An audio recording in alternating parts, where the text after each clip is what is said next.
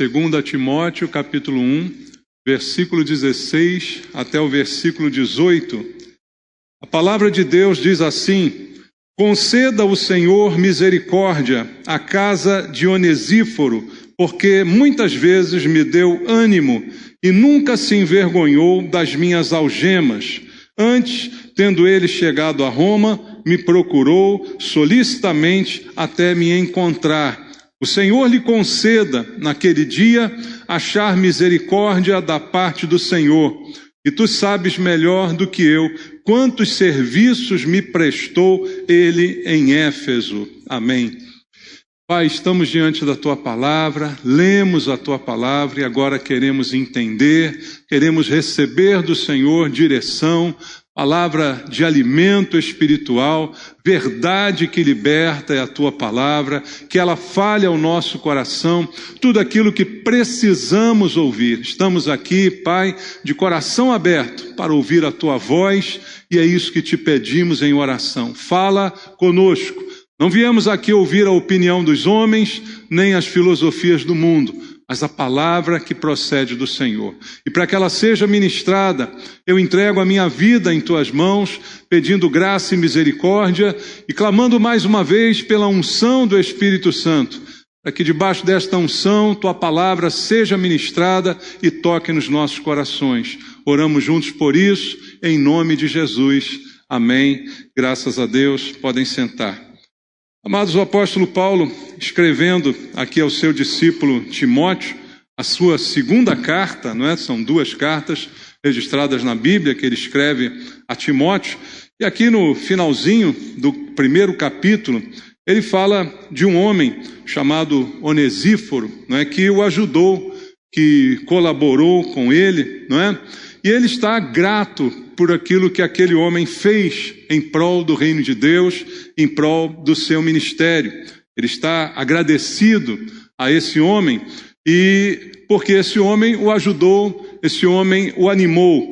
Veja o verso 16, diz assim: conceda ao Senhor misericórdia à casa de Onesíforo, porque muitas vezes me deu ânimo e nunca se envergonhou das minhas algemas. Falando aqui sobre as prisões pelas quais Paulo passou e enfrentou, e esse homem não se escandalizou com a sua prisão, não o abandonou por causa disso, muito pelo contrário, o ajudou e o animou, como ele diz aqui. Então Paulo está escrevendo a Timóteo e falando, mencionando aqui a sua gratidão pelo que fez esse homem. E nesses 3 versículos que nós lemos, de alguma forma, o apóstolo Paulo está fazendo por ele uma espécie de oração, porque ele está desejando coisas boas para aquele homem, para a sua casa, ou seja, para a sua família. Então, é uma oração o que ele está fazendo. E a melhor forma da gente mostrar a nossa gratidão, em muitos casos, é orar por alguém, irmãos. Como é importante a nossa oração por alguém, né? Para que você esteja aqui, talvez alguém um dia já tenha orado por você. Para que você tenha entregado sua vida para Cristo, alguém já intercedeu, alguém já pediu a Deus que te tocasse com o Espírito Santo, não é? Então é muito importante a nossa oração por alguém.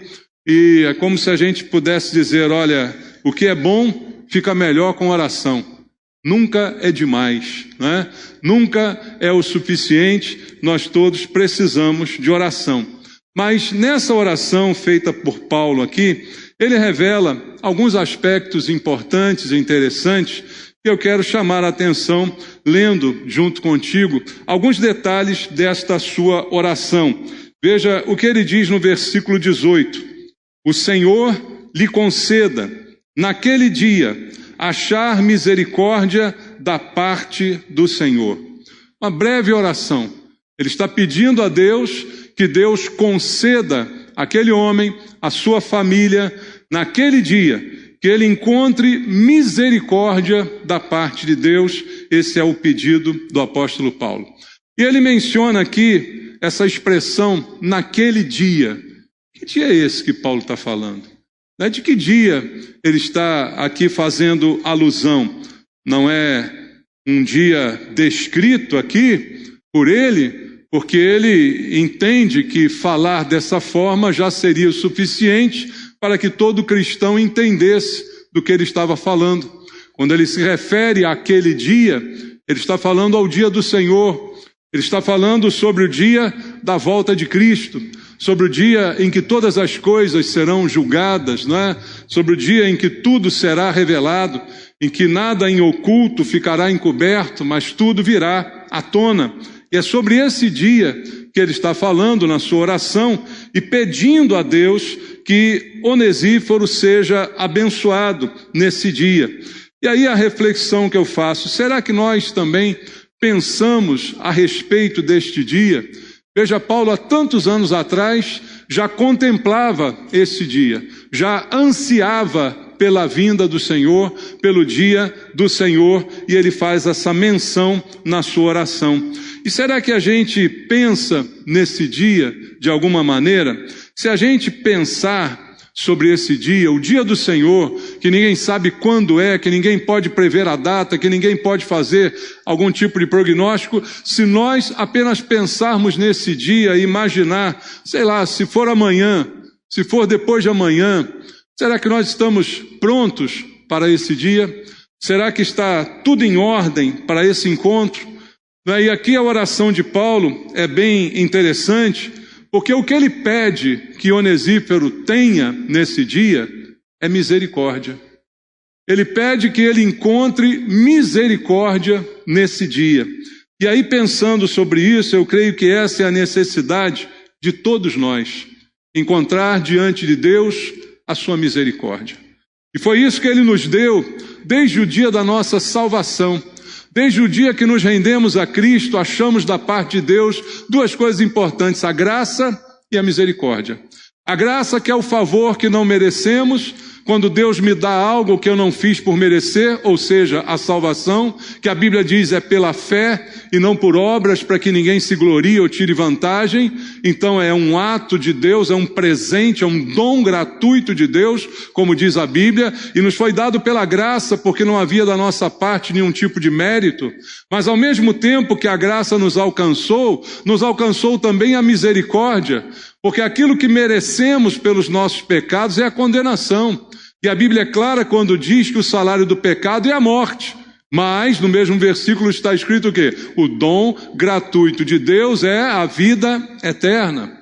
Mas o que merece o homem pelos seus pecados é a condenação. Então, quando Deus não me condena e me dá a sua graça, Ele também me dá a sua misericórdia, porque Ele me poupa de receber aquilo que de fato eu merecia. A salvação eu não merecia, mas o castigo era merecido. E Ele então me poupa de receber, e a isso chamamos então de misericórdia. E aí o que nós precisamos sempre da parte de Deus? É misericórdia. Nós nunca podemos esquecer esse princípio, irmãos. Mesmo hoje sendo cristãos, isso não nos torna merecedores de algum tipo de favor especial da parte de Deus, porque o maior favor Ele já fez. A maior bênção Ele já deu. Só que hoje parece que as igrejas e os cristãos de hoje estão atrás apenas de bênçãos, estão atrás apenas de vitórias, de conquistas, e esquecem que o maior favor já receberam. E de forma imerecida, porque não eram dignos daquilo que foi dado, que é a salvação. E a gente esquece disso e de repente nos tornamos orgulhosos, vaidosos. Ah, eu estou com Cristo. Ah, eu sou crente. Ah, eu me sinto melhor do que os outros. Isso não é verdade, irmãos. A verdade, o que Deus nos deu foi graça. O que Deus nos deu foi misericórdia. E o que eu preciso hoje, amanhã e sempre é misericórdia. Por isso a Bíblia diz, as misericórdias do Senhor são a causa de não sermos consumidos. E elas se renovam a cada manhã, graças a Deus.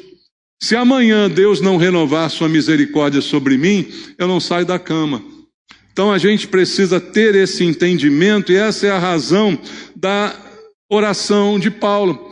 Porque aquele dia não tem hora marcada. Ele pode ser a qualquer momento. E o que eu preciso nele é da misericórdia. Vamos ler aqui alguns versículos em Marcos, no capítulo 13.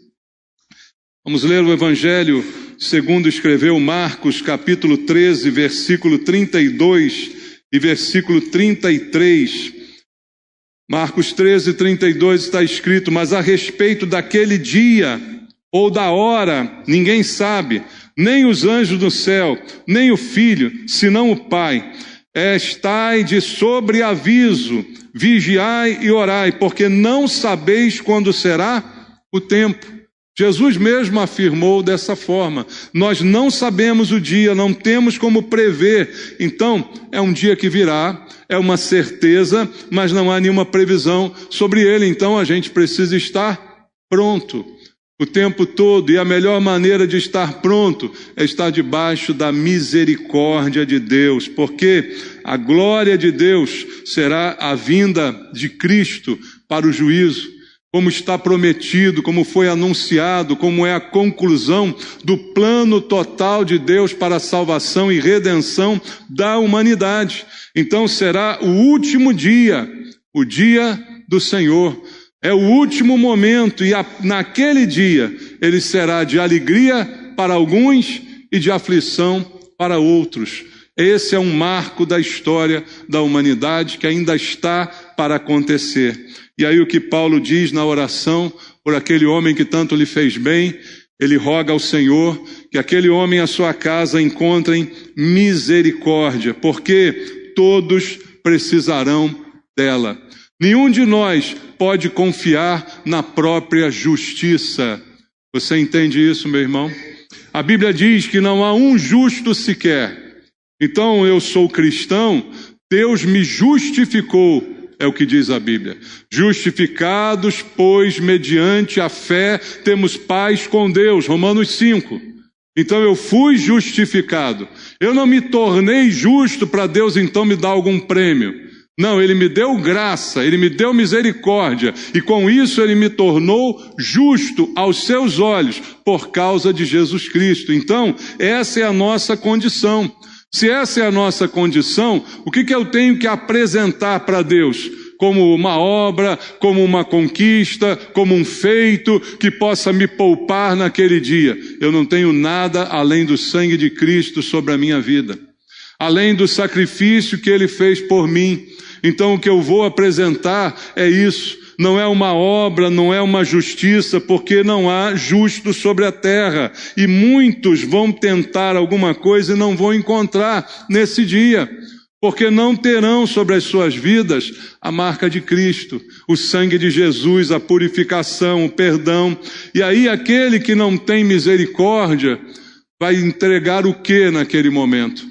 Aquele que não recebe de Deus a misericórdia vai se justificar como? Como escaparão? Como pergunta a Bíblia. Como vão escapar se não tem da parte de Deus o exercício da misericórdia? E sabe quem não vai ter misericórdia? E aí é perto daquilo que eu falei domingo, numa das pregações. Aquele que não tem misericórdia é aquele que não exerceu misericórdia. Aquele que não vai receber a misericórdia de Deus é aquele que durante a sua vida também não a exerceu. Como nós lemos aqui no domingo, quero lembrar você, Mateus capítulo 5, no versículo 7, onde Jesus diz: bem-aventurados os misericordiosos. Por que eles são bem-aventurados? Porque eles alcançarão misericórdia. Veja, o prêmio de ser misericordioso é o quê? É um aplauso, é um troféu, é um carro novo. O prêmio de ser misericordioso é receber também da parte de Deus a mesma misericórdia que eu tive para com os outros. E se eu não a tiver, Deus não a terá também sobre a minha vida. Então é claro o que Deus está aqui nos ensinando. Veja em Lucas também, no Evangelho segundo Lucas, está escrito no capítulo 6, Lucas capítulo 6, versículo 36, Lucas 6, 36, vamos ler? Lucas 6, 36 está escrito: sede misericordiosos, como também é misericordioso vosso Pai. Isso é uma ordem, não é um pedido.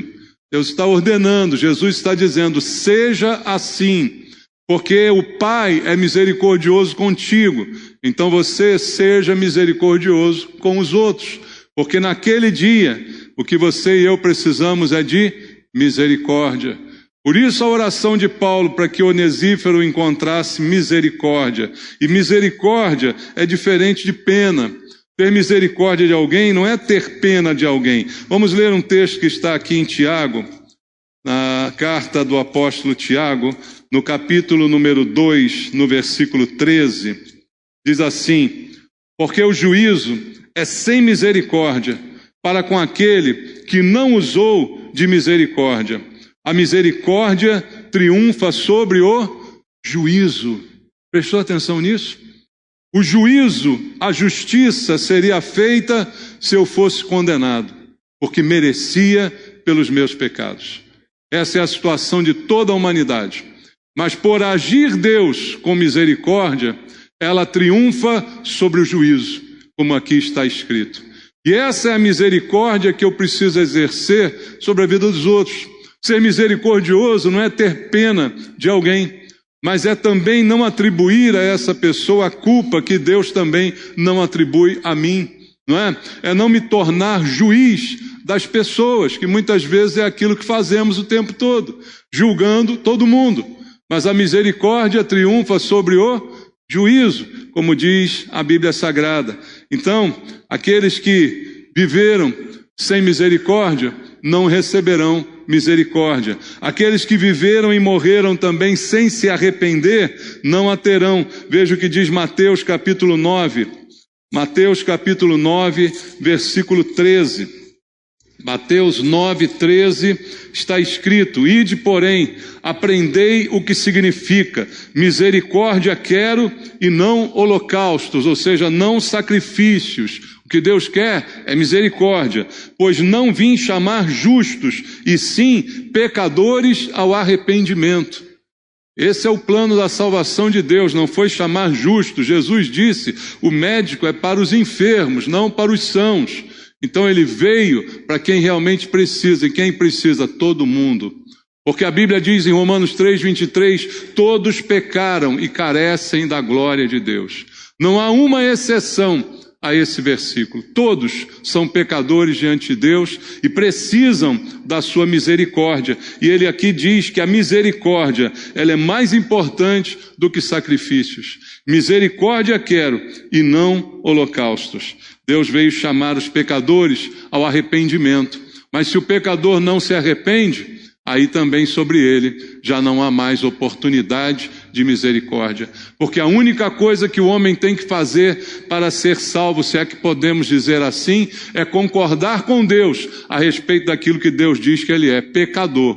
E se eu concordo com Deus que eu sou pecador, eu preciso me arrepender dos meus pecados. Eu preciso interromper esse ciclo na minha vida e mudar e converter-me dos meus pecados, ou seja, mudar a direção completa da minha vida. E aquele que fizer assim, certamente terá a misericórdia de Deus hoje e naquele dia, como Paulo cita aqui nesta oração.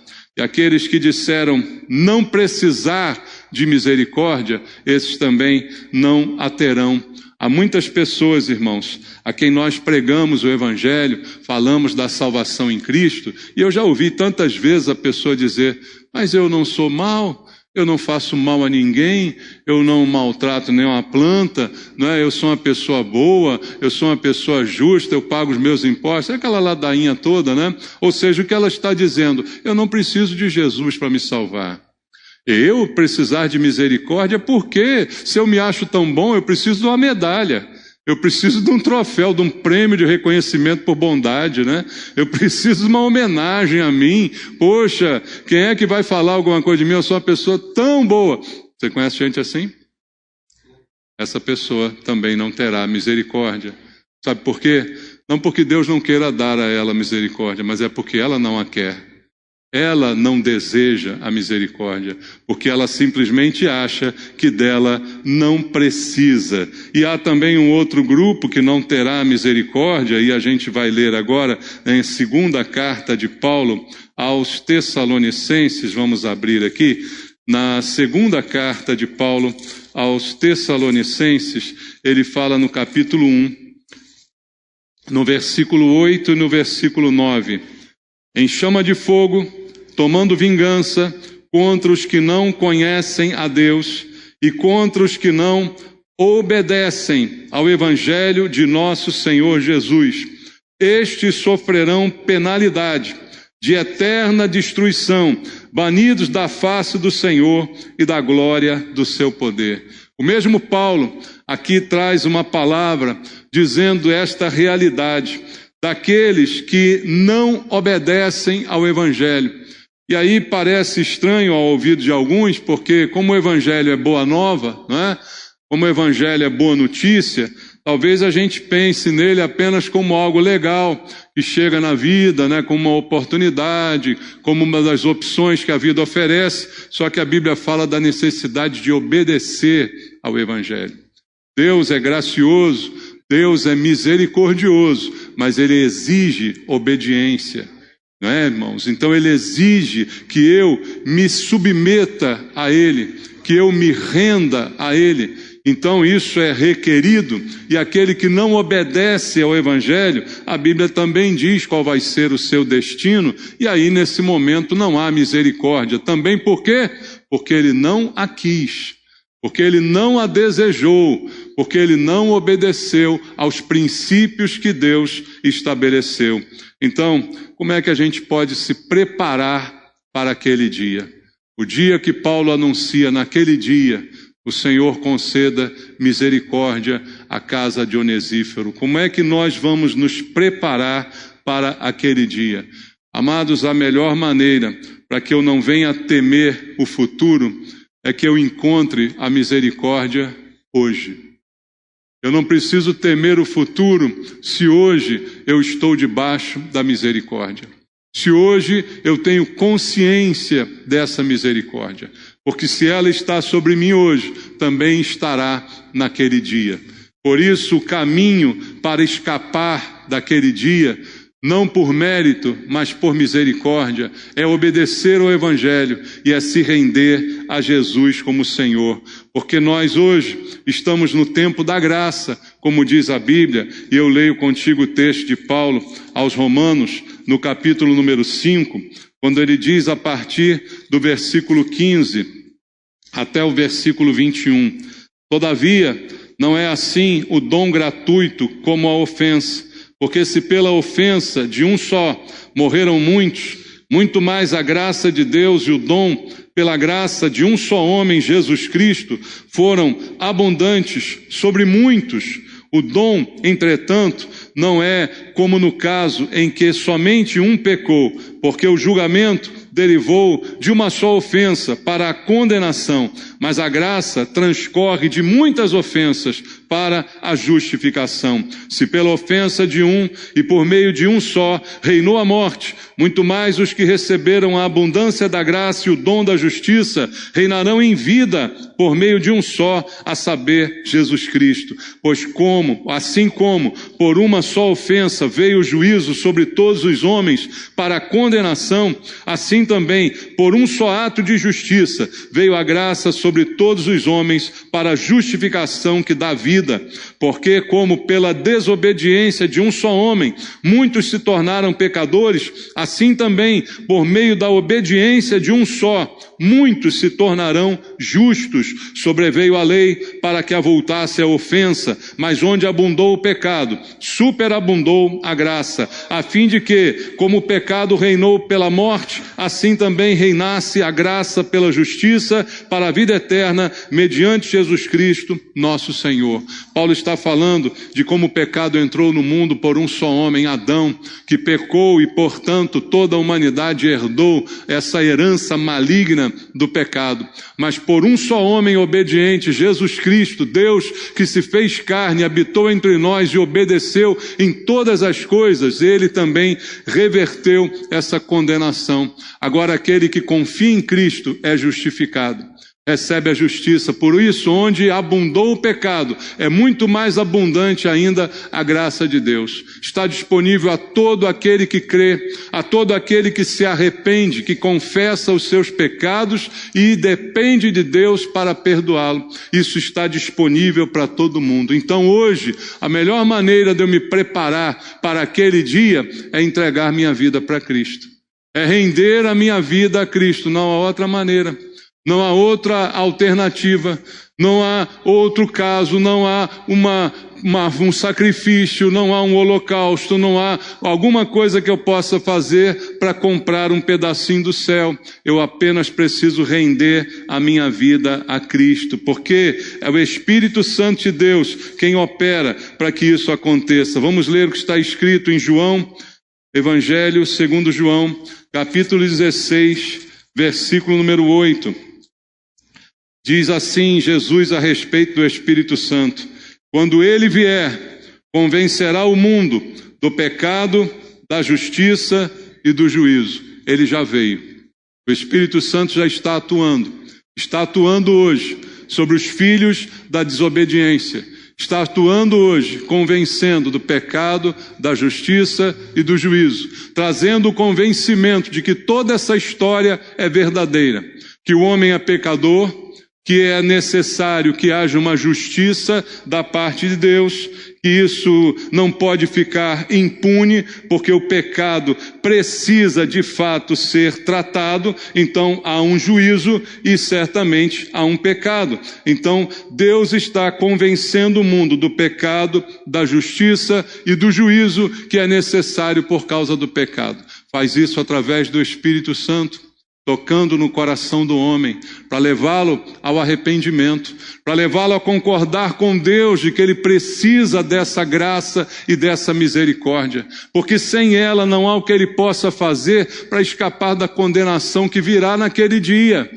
Então o que o homem precisa é de misericórdia. Como se preparar hoje para aquele dia é buscar em Deus essa misericórdia, é render a sua vida a Cristo, porque o pecado pode ser perdoado e pode ser perdoado para sempre. Mais um versículo último que vamos ler essa noite está em Hebreus, no capítulo 10, a partir do versículo número 12. Hebreus, capítulo 10, do verso 12 até o verso 17. A palavra de Deus diz assim: Jesus, porém, tendo oferecido para sempre um único sacrifício pelos pecados, assentou-se à destra de Deus, aguardando daí em diante, até que os seus inimigos sejam postos por estrado dos seus pés. Porque com uma única oferta aperfeiçoou por quanto tempo? Para sempre.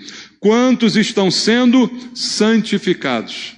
Com uma única oferta de Deus, Jesus, ele aperfeiçoou para sempre. A salvação é para sempre. E estamos sendo santificados. A santificação é constante, mas a salvação é um instante. E isso é para sempre, como está escrito na Bíblia Sagrada. E disto nos dá testemunho também o Espírito Santo, porquanto, após ter dito, esta é a aliança que farei com eles, depois daqueles dias, diz o Senhor, porei no seu coração as minhas leis, e sobre a sua mente as inscreverei. Acrescenta, também de nenhum modo me lembrarei dos seus pecados, e das suas iniquidades, por quanto tempo? Para sempre. De nenhum modo me lembrarei. Vou trazer de novo à memória o seu passado, aquilo que você fez. Nunca mais me lembrarei dos seus pecados, das suas iniquidades, para sempre. Para sempre. Perdão que Deus oferece é para sempre. Salvação que Deus oferece é para sempre. Santificação é um processo de vida. Mas o que Deus faz quando você se rende a Ele é suficiente para ser eterno. E isso precisa ser feito para que você possa chegar àquele dia e então ter a certeza de que a misericórdia vai te acompanhar. Você não será poupado por bom comportamento, você não será poupado por obras de justiça, mas você será poupado por causa da misericórdia de Deus. E é isso que nós temos que entender, porque aquele dia, irmãos, está chegando. Eu não sei o dia nem a hora. Paulo já vivia nessa expectativa, mas ele se aproxima. Então, o que eu deixo para nós, vamos nos preparar para esse dia. Você que já é cristão, continue nesse bom caminho, continue se santificando. Você que ainda não é, que ainda não se rendeu a Cristo, renda-se hoje, faça isso agora, tome uma decisão hoje, porque hoje é o dia. Eu não sei se é amanhã, eu não sei se é depois, eu sei o que você tem para apresentar, não basta se não for a misericórdia que vai ser entregue a você por causa do sangue de Jesus ao qual você se submete. Vamos orar? Pai, a Tua palavra foi ministrada e agora que o Espírito Santo possa fazer o que Ele veio para fazer, convencer o homem do pecado, da justiça e do juízo. Faz isso, Pai, de acordo com a Tua vontade. Há alguém aqui no nosso meio que quer entregar a sua vida para Cristo agora? Eu quero orar por você. Há uma oportunidade hoje, agora, real, de você ser salvo e de você estar completamente livre desse dia. Há alguém aqui? Meu irmão, quem mais? Tem mais alguém que quer essa noite entregar a sua vida para Cristo? Aproveita essa oportunidade. Ricardo, não é isso? Amém, Ricardo. Pai, em nome de Jesus, entrego em Tuas mãos a vida do Ricardo, Pai, que ouviu a Tua palavra, que tomou aqui uma decisão para toda a vida, para ser salvo completamente pelo Senhor e receber Tua graça e a Tua misericórdia que o acompanharão todos os dias da sua vida até aquele dia. Guarda, Pai, a vida do Ricardo na Tua presença e que desse caminho que ele hoje inicia, jamais ele venha se desviar. É o que eu te peço, orando com a Tua igreja, em nome de Jesus. Amém.